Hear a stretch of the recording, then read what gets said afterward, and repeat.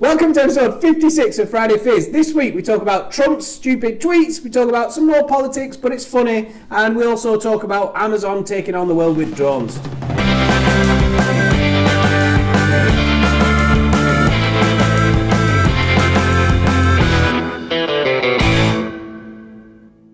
Competition time. We're going to give away a crate of beer. Crate of beer, it's done. Crate of beer. We're going to give a crate of beer away for the best topic suggestion. If you are going to go for the crate of beer, please be within like a 5-mile radius or something, or in Burnley. You'll have to come to office to pick it up. So, in order to fulfill my solemn duty to protect America and its citizens, the United States will withdraw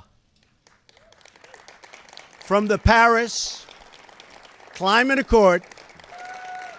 Thank you.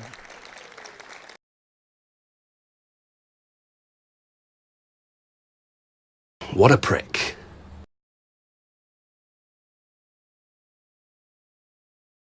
No one remembers the people who told President Kennedy not to go to the moon. We remember the great leaders. The great leaders that don't walk backwards into the past, but great leaders that charge forward towards the future. You see, the people will rise up. Local and state governments will rise up. Other leaders from local government will rise up and fill the void that you are creating. So yeah, anyway, Trump, he tweeted Cofveve or something. Cofveve. Yeah. And the world went into, the internet broke, basically. Went into complete meltdown trying to work out what the meaning of this typo, because that's what it was. What is the meaning of this tweet? What was it? Was it a conspiracy? Did someone hack him? All these things that were suggested. Yeah. Somebody speculated it was the code for a nuclear warhead or something, which I thought would be a little bit worrying, that if he had put that in, it would mean that he'd used it that many times his iPhone had stored it as an actual thing. So that would be quite... Yeah. Sending it out on WhatsApp. Group chat. Yeah. What is it again? He deleted the tweet. It took him till the morning to delete the tweet. And then he followed it up, almost trying to put a spin on it. Yeah. Like to make himself look cool or something. Yeah, like he's some kind of genius who actually played it. Like he played the system. Speaking of another plonker. Yeah. Completely impartial on Friday Fizz. Totally impartial, because I think all politicians are d***s. Yeah. I am impartial. I think the same about them all, and I give them all equal coverage. Yeah, pretty much over the time. Yeah, but yeah. Anyway, so we had a new hit song. It's quite catchy as well. She's a liar. It's very catchy, yeah. She's a liar, liar. Oh, she's a liar, liar. No, you can't trust her. No. Accurate. Yeah. Because they're all liars. All of them. It's risen up the charts. What is it, number 1 or 2 now in the iTunes chart? It's number one on the, as of Wednesday evening, it was number 1 in YouTube. Yeah. iTunes. Wow! Yeah. That was awful. Yeah, it's done pretty well. Yeah, but radios aren't playing it, so they're refusing. No. It was in the charts on Sunday. Was it? Like Heart or Capital, one of those. And they were counting down on the chart, and he said, this is at number 10, and then started playing number 9. They just skipped over it completely without saying, we refuse to play it. Just literally skipped over it without anyone. I suppose it must be, it's hard for them to... Like Radio 1, what the hell are they can't... Surely they can't play it, can they? Because then it's showing They've got to bias. be impartial, yeah. But then it is in the chart, so therefore it's like... I think they've skipped over it. It's like, these are band Beatles songs, didn't they? Yeah. Just for having the wrong words in. So... This is very clearly against. And this song, the profits, all money made from it, has been split between 2 charities, right, like food banks and one of the others. So obviously it's a massive campaign. To try I wish I'd have come up with that one for Pendleside. Yeah, try it. Yeah. Something interesting, this campaign, it's been the biggest by far, I think, on social media advertising. I have seen so many ads for the Tories and Labour. Well, Labour said that was their main focus. Yeah. Social was their main focus, and it's been kind of reported that social media could be the main battleground and could swing the results. Yeah. Like I say, with young people being engaged. Yeah. The issue that I have though is that it's completely unregulated.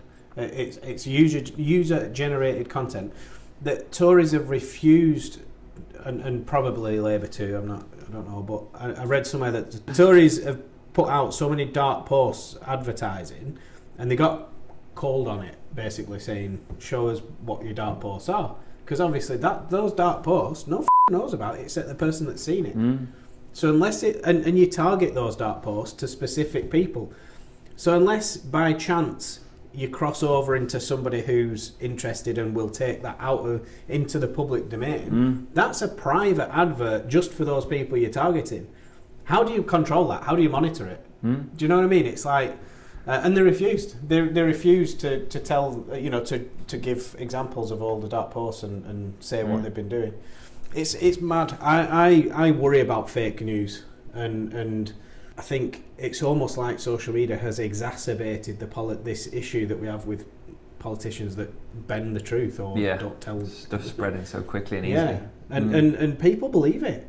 Like I saw people will post something up, and it will be blatantly bull for me. Yeah. And I see people that I'm connected with getting in a right rage about it, saying this is a disgrace that Jeremy Corbyn wants to destroy this, or Theresa May wants to kill all disabled people.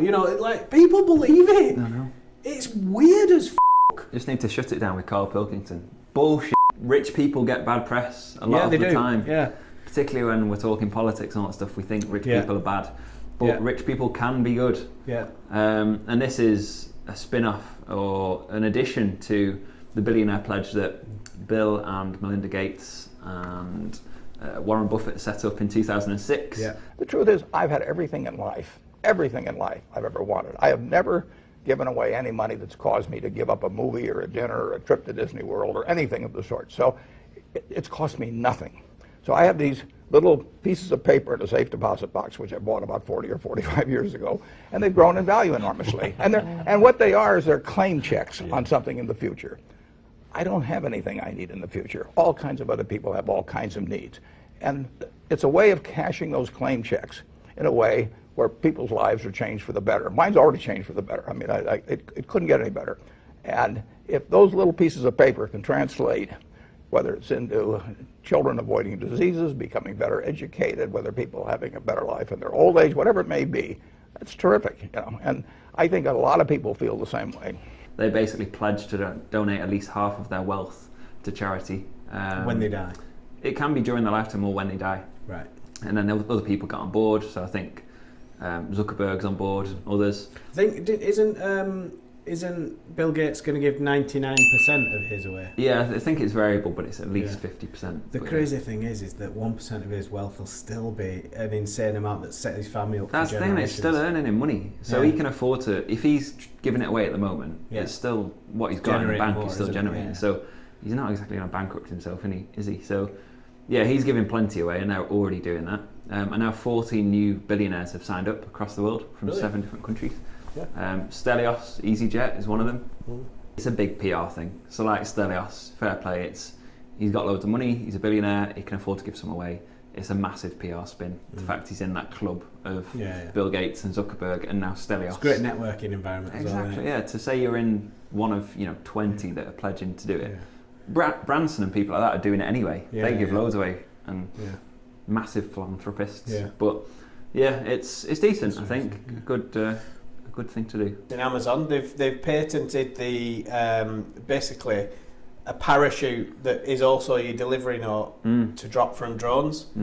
I just think a lot of these are PR stunts. Well, they're not sure if it'll ever work or if it'll ever be used. Because I mean, automated or autonomous drones are still not illegal in the US. No. So they're not being passed in, let alone parachutes, dropping parcels from the air with a parachute.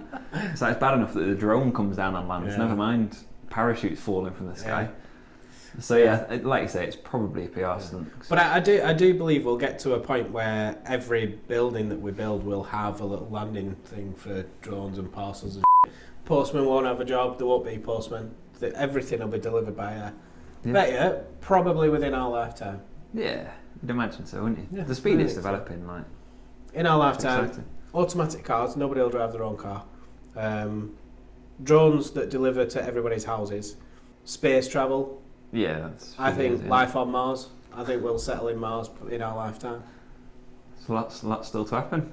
I'm calling it Outdoor Elements. We went there last Friday, didn't we? Last Friday, Yes, yeah. We had a great time there, jumping off high trees and down zip lines and stuff like that. Can we show some clips?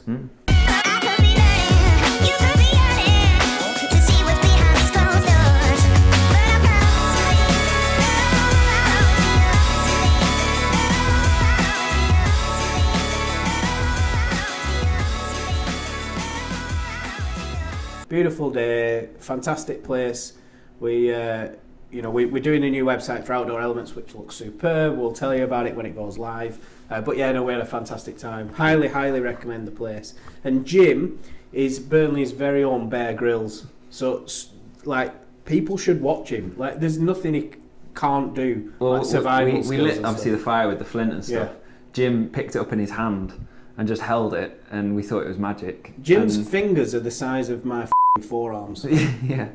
And then you tried to have a go, didn't you, to pick up the fire? Yeah, and so, realised it was actually that's hot. Like, yeah. I just assumed like there was some trick to it, but no, it was genuinely hot. It's actually fire in your hand. Yeah. So Jim's just got asbestos hands. Thanks for watching Friday Fizz. Don't forget to like, comment, share, and also enter the competition with your topic suggestions for next week.